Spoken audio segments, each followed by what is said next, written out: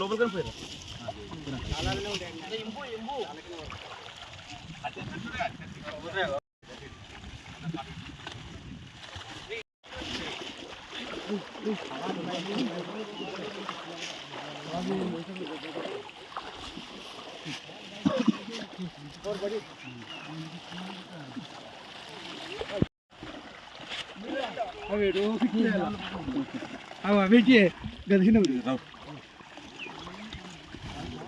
భాషణని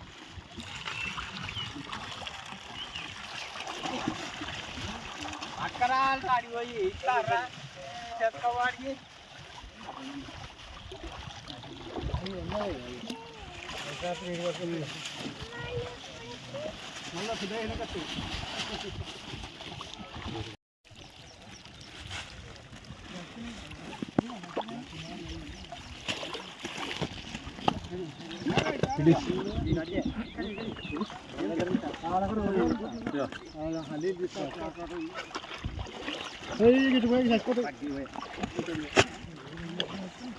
बोले से दो से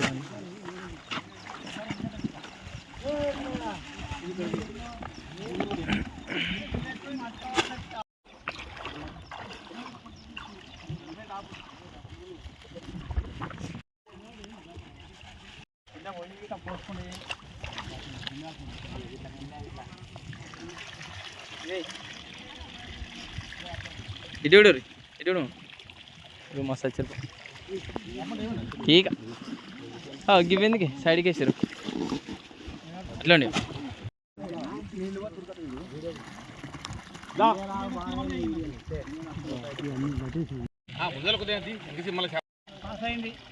చిత్రమా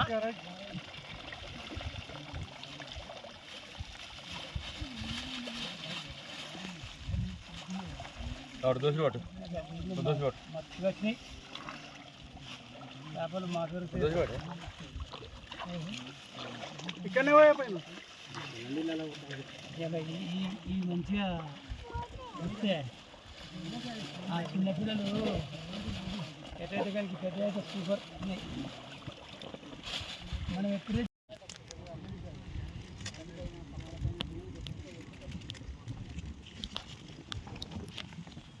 అదేది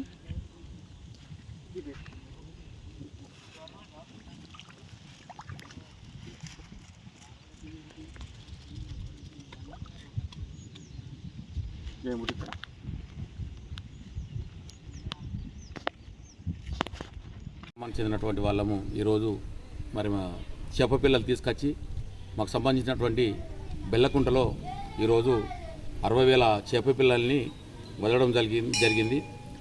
మరి కాంగ్రెస్ ప్రభుత్వం వచ్చిన తర్వాత ఉచిత చేప పిల్లలు అనేటివి కనుమరుగైపోయినాయి.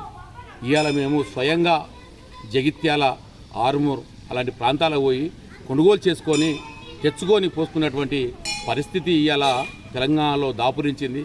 మరి గతంలో మరి ఉచిత చేప పిల్లలు కేసీఆర్ గారి ఆధ్వర్యంలో, హరీష్ రావు గారి ఆధ్వర్యంలో ఉచితంగా చేప పిల్లల్ని పంపిణీ చేసి ప్రతి చెరువులో కూడా 100% ఉచితంగా తీసుకొచ్చి సామర్థ్యానికి మించి అవసరం మేరకు తీసుకొచ్చి చేప పిల్లల్ని ఇచ్చేది, చేప పిల్లల్ని పోసేది.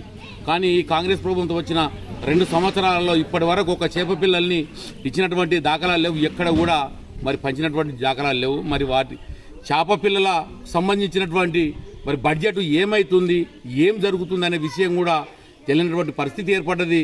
ఇలా స్వయంగా కొనుకొచ్చుకొని పోసుకునే పరిస్థితి ఏర్పడింది అని అంటే ప్రభుత్వం ఎంత దిగజారిపోయింది, ఎంత అవినీతిమయమైంది అనేది తేటతెల్లమైంది. అది పోతే ఇప్పుడు ఉన్నటువంటి ప్రభుత్వానికి ముద్రాల పట్ల కావచ్చు, ముదిరాజు మత్స్యకారుల పట్ల కావచ్చు, మత్స్యకారుల పట్ల కావచ్చు, వాళ్ళకు ఉన్నటువంటి చిత్తశుద్ధి ఎటువంటిదో ఇవాళ తీటతెల్లమైతా ఉంది.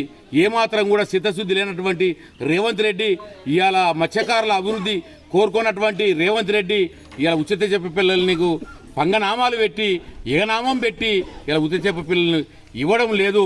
కానీ రేవంత్ రెడ్డి ఇది నీకు సరైంది కాదు. రాబోయే రోజులలో నీకు తగిన గుణపాఠము తప్పదని చెప్పి ఈ సందర్భంగా నేను హెచ్చరిస్తూ ఉన్నాను.